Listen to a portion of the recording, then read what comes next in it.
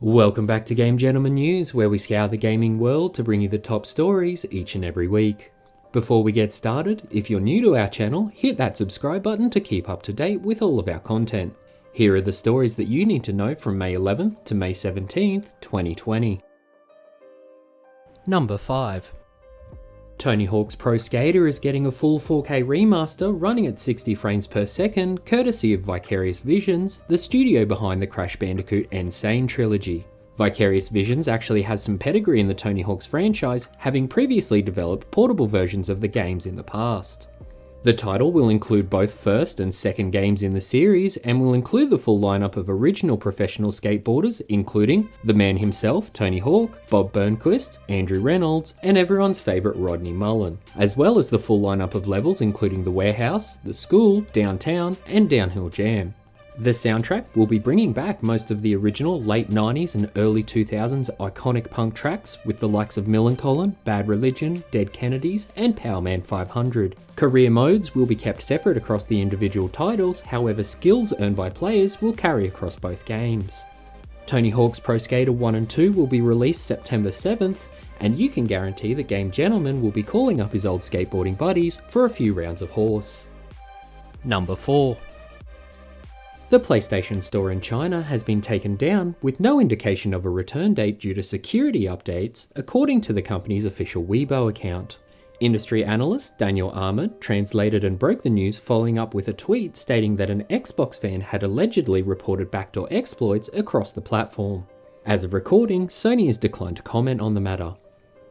Game consoles were banned from sale in China from 2000 to 2014, which happened to coincide with the launches of both the PlayStation 4 and Xbox One.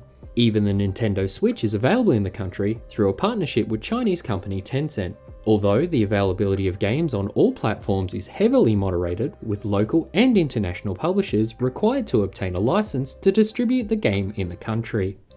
It is believed that this moderation and limitation of titles on the platform has led players to seek alternative ways to play games not currently licensed, with Reuters reporting that vendors on e-commerce platforms were offering to crack the restrictions on the PlayStation Store from as little as $5. Number 3.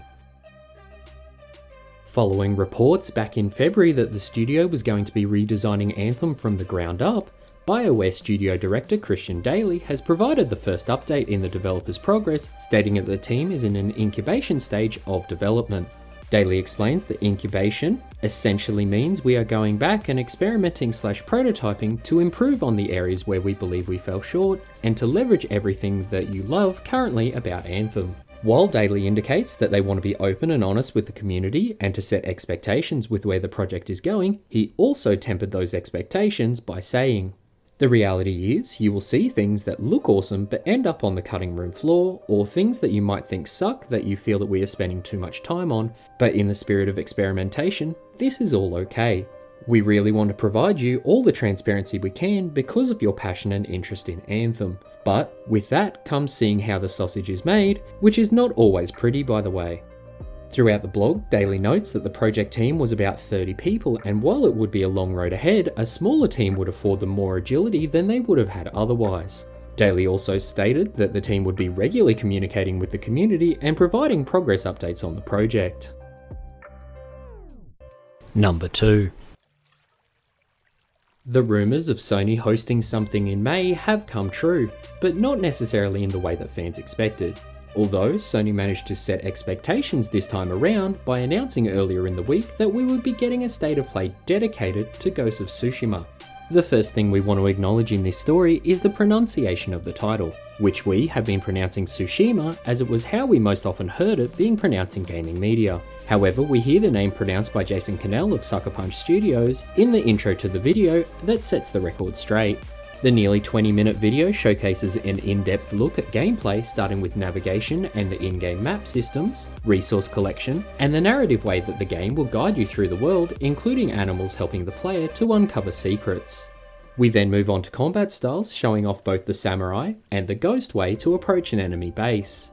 The samurai approach focuses on face-to-face combat and efficiency of movement, by timing, critical strikes, blocks, and counter-strikes. While the ghost style of play relies on using stealth, distraction, assassinations, and fear to your advantage. Both styles of gameplay appear to have multiple items the player can use, as well as differing stances in combat, which feels very similar to Nioh.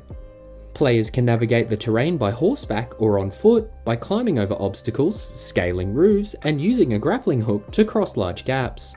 We also saw glimpses of the game's customization options, with armor styles enhancing your selected play method, and die flowers allowing players to further customize the look of their character. Sucker Punch showcased an enhanced photo mode, allowing players to not only change the depth of field and filter settings, but also allowing the player to alter environmental settings such as wind and leaves in order to capture video. We think this plays well into the PS5 Creator Mode, which is rumoured to allow players to make GIFs of their gameplay capture as well. The video closes out with perhaps the most novel feature of the game, which plays like a classic samurai film, allowing players to play the game in a grainy black and white filter from the start of the game. Our initial impressions are that Sucker Punch may have just created the Assassin's Creed Japan game that we've all been waiting for. No doubt Sucker Punch will have a lot of proprietary gameplay systems, but we couldn't help but get the feeling of the newer Assassin's Creed games while watching, and honestly, we're here for it. While we have no doubt that the story to be told in Ghost of Tsushima will be something to be taken seriously, the gameplay we saw this week feels like the game will make the perfect antidote for the heaviness that we're expecting in The Last of Us Part 2. Number 1. Epic Games have debuted the latest iteration of their Unreal Engine, Unreal Engine 5, promising to deliver photorealism on par with movie CG and real life, with a tech demo called Lumen in the Land of the Nile being played on a PlayStation 5.